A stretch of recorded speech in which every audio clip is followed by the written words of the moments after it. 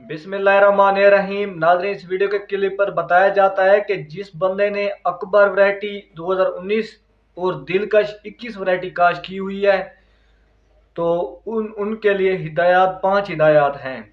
और देखें, अब मोटी चीज़ के लिए खादें भी मोटी डालनी पड़ती हैं। तो ये दो वैरायटियां जो हैं, ये टॉप 3 वैरायटी हैं, बब्बर शेर वैरायटी हैं। तो थोड़ा सा मैं इन दोनों वैरायटियों का आपको तारफ बता देता हूँ। इनकी हिदायत आपको बतानी पड़ेगी। इनका आप दोनों वैरायटियां आपने टॉप 3 वैरायटियां साफ ज़रा काश कर ली होंगी। इनकी आप जो खुराक खुराक है वो भी साफ ज़रा बहुत ज़्यादा आपको डालनी पड़ेगी, तब भी इनकी पैदावार ज़्यादा आएगी। अब जो अकबर वैरायटी है, ये थोड़े से शगुफे काम निकालती है, लेकिन शेर शगुफे निकालती है। लंबे और मोटे दाने में ये वैरायटी है। अब दिलकश जो वैरायटी है, ये भी मोटे दाने में वैरायटी है। दिलकश को लोग ज़्यादातर इसीलिए काश करते हैं क्योंकि ये बहुत ज़्यादा शगुफे निकालती है। और जब बहुत ज़्यादा शगुफे निकालती है तो इस ज़्यादा शगुफों से ज़्यादा सिट्टे निकल आते हैं और इसीलिए पैदावार ज़्यादा आ जाती है। और अकबर जो 2019 जो वैरायटी है, ये थोड़ा सा झाड़ काम बनाती है, शगुफे काम बनाती है। इसका पत्ता जो होता है मीडियम साइज का ब्रीक होता है। ये गिरती काम में अंधार तूफान के सामने वैरायटी, ये इसीलिए आगे निकल जाती है दिलकश से। ये दोनों वैरायटियां जो हैं ज़बरदस्त वैरायटियां हैं। अकबर जो वैरायटी है, इसकी अयूब रिसर्च में पैदावार सलीयत जो है 70 मन है, और जो दिलकश है इसकी 71 मन है। अब तकरीबन एक दूसरे से ये मिलती जुलती हैं, कोई इसमें फ़ायदा है तो कोई उसमें फ़ायदा है। अब जो दिलकश वैरायटी है, इसकी थोड़ी सी मैं आपको तारुफ बता दूं। ये मोटे दाने में वैरायटी है, लंबे सिट्टे में वैरायटी है, कुंगी के खिलाफ काफ़ी कुव्वत मुज़ामत रखती है। ये वैरायटी दरमियानी काश्त के लिए मौजू है, लेट काश्त तक के लिए नहीं है दिलकश।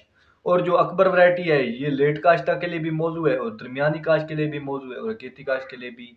जो दिलकश है, ये लेट काश्ता के लिए मौजू नहीं है। ये ज़्यादा पैदावार लेट काश्ता के लिए नहीं देती, दरमियानी के लिए भी देती है, खेती के लिए भी देती है।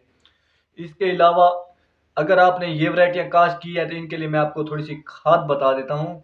आपने जो नीचे खाद डालनी है, 1.5 बोरी DAP, आधी बोरी SOP डालनी है। ऊपर पहले पानी के साथ आपने सिर्फ और सिर्फ 1 बोरी ज़बरदस्त यूरिया डाल देना है। ज़बरदस्त यूरिया डालने का फ़ायदा ये है कि इसमें 1% जिंक होता है, जिंक की कमी पूरी हो जाती है।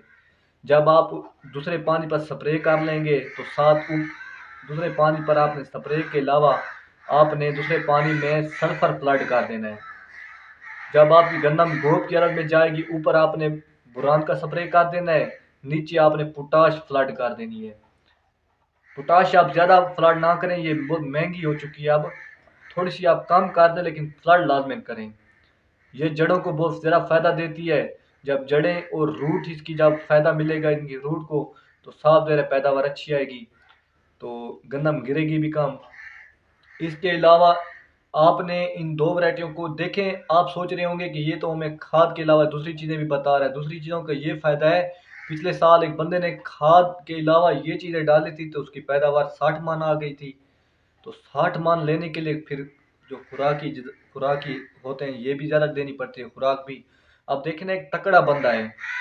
अब एक बंदा है जो 10 ईंटें उठाता है, एक बंदा है जो 2 ईंटें बड़ी मुश्किल से उठा पाता है, या 3 ईंटें। तो अब जो 10 ईंटें उठा पाता है आसानी से, उसकी खुराक और 2 ईंटों जो उठाता है उसकी खुराक बराबर नहीं होगी।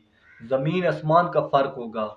जैसे उनके काम करने में फ़र्क है ज़मीन आसमान का, उनकी ईंटों उठाने में भी ज़मीन आसमान का फ़र्क होगा।